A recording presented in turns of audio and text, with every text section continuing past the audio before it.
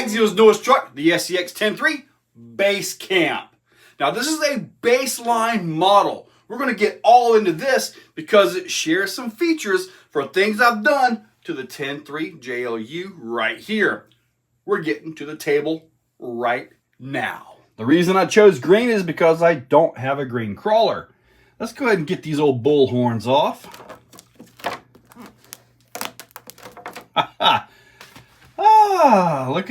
Look at that logo. Can you guys see that? That's sweet. Okay, we're gonna get the body off in just a second, but first, the radio. A base model SLT3, and it is a base model. You get batteries for the transmitter and a 4-way wrench. Oh boy, I've got so many of those. I should make an obstacle out of them. It's got a book with all kinds of nice pictures. Got specs on the radio, 3-channel, all your standard stuff, adjustments to the battery tray, transmission layout, troubleshooting, and all that fancy stuff. Let's get the body off. Look at that. The body, by the way, is an unlicensed body, so it's not going to have the same details as, say, that right there. That helps keep the price down. This is $389. It was like $410 with tax and all that junk you get put on there. Now, let's look at this. The layout is very similar to the other 10.3s. The chassis, as I can tell, is the same. First thing I noticed, it actually has a metal track bar bracket right there. That is super nice, and I'm glad to see that. Really, very nice piece. The transmission layout. This is a 5-gear transmission, I believe. I'm going to open that up in this video, but first, let's give it a good look over. Now, it does have the body mounts, like for a 10.3, the JLU right there. No inner fenders. Again, base model. Glue-on wheels and tires. So no actual bead-locks. The shocks are nice. These shocks actually have a metal top with a plastic ball assembly put into them. On the JLU over here, so I can get that up, you can see these, on the other hand, have a whole plastic top.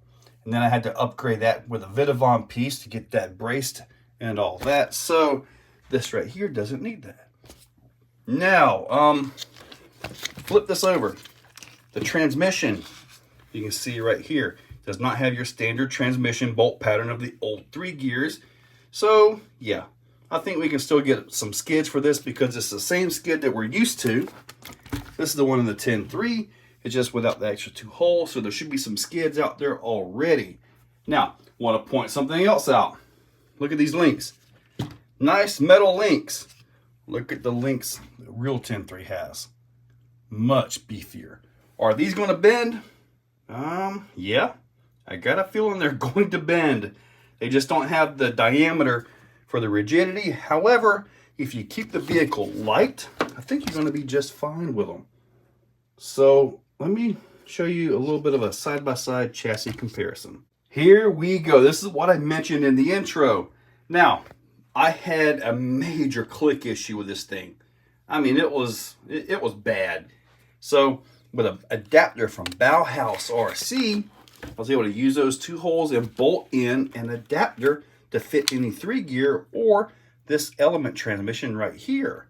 So yeah, that's a 6 gear. It's got a built-in overdrive and all that. That was a huge game changer for me. I mean, just really love that setup.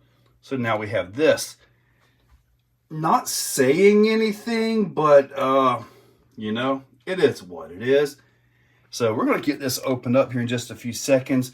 The servo, pretty much standard issue. Yep, S614. So yeah, standard issue there. Nice portals, very versatile. They're proven to be pretty tough. Possible, you know, breaking gears in the portals, which is a common thing, but not all that common really. But anyways, as you guys can see the layout, let's go ahead and dig into this transmission. I got to see what's in that thing. With the transmission out, let's pop the gear cover off. Let's see what we're dealing with. Look at that. Nice 32 pitch gears and a clutch of some sort. Let's go ahead and get that apart. That was not a clutch. This thing has no clutch on it, so if you're worried about anything slipping, don't, because it's not. With those 4 screws out, I took the motor and the motor plate off. I have not adjusted the motor at all. Now it's time to see what's inside. I've got about 5 bolts, and we're going to split this thing open. Cracked it open because, well, it kind of took 2 hands. Now that gear right there, that's the one that you're supposed to flip over. You can see an area in the transmission for that to go. And I believe that will reverse rotation because this gear right here will no longer be needed. And I also believe it's going to change the gear ratio to kind of help you out from going from about a 7.4 to 1 to like a 3.75 to 1. Here are the gears. So here's your input. That one runs to this gear right here, which is also 22 to 1. So you have a 1-to-1 ratio.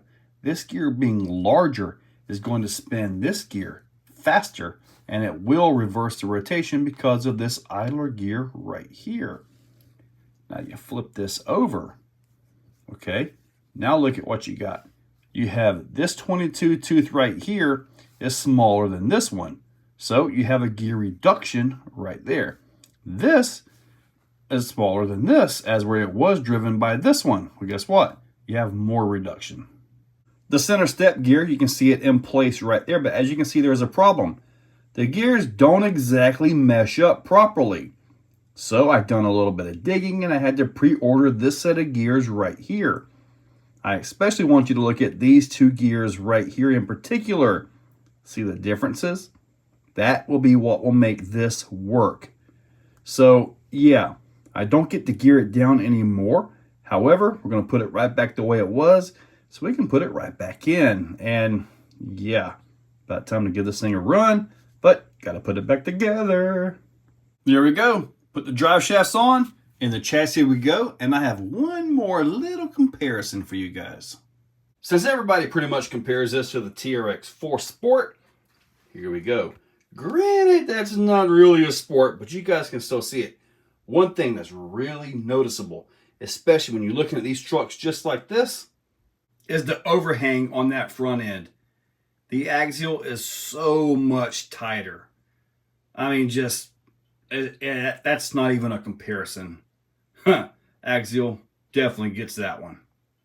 On the back, however, they look pretty darn even to me. Now, I did trim off the little hitch on the bottom of the TRX4 bumper, but that looks pretty darn even there. Even though they're both a disaster right now on wiring, because I've been testing some stuff on the TRX4. Look at that 300 IS comp spec still in there. That thing is awesome. Yeah, I'll zip tie these up to neaten that back up for the first drive, but very different under the body. Very different. Now, I do want to point out that the Sport does not have the inner fenders. So yeah, those are also added on. And to wrap this up, I've got my hopes up for this. With all the stuff out of the chassis, it's light on the chassis, which means any weight you add to the axles, as in brass covers or something like that, or possibly even go crazy with all the Vidavon stuff, who knows, it'll really drop the center of gravity down and make this a much more capable vehicle. Now, I will give it a drive, box stock like I always do, but you guys know it's going to get some upgrades. I'm not exactly sure what those upgrades are going to be just yet, but you know it's going to get a motor. You know it's going to get an ESC, possibly another brush system. I don't see a need to convert everything over to brushless all the time, although it probably will get brushless at some point. Steering servo, for sure. I love that metal brace right there for the panhard. That is phenomenal. It's going to get some metal wheels, of course. Hopefully these tires are better than what came on the 10.3 JLU right here. They feel like maybe they are, but you know, usually RTR tires leave a lot to be desired in all honesty. But anyways, hopefully everything will work out because I still haven't even powered it up and I've torn it apart. As far as the internals in the axles, as far as I looked in the book, they appear to be standard issue on all the SCX 10.3 stuff. So yeah, no need to go into there. Drive shafts, all that.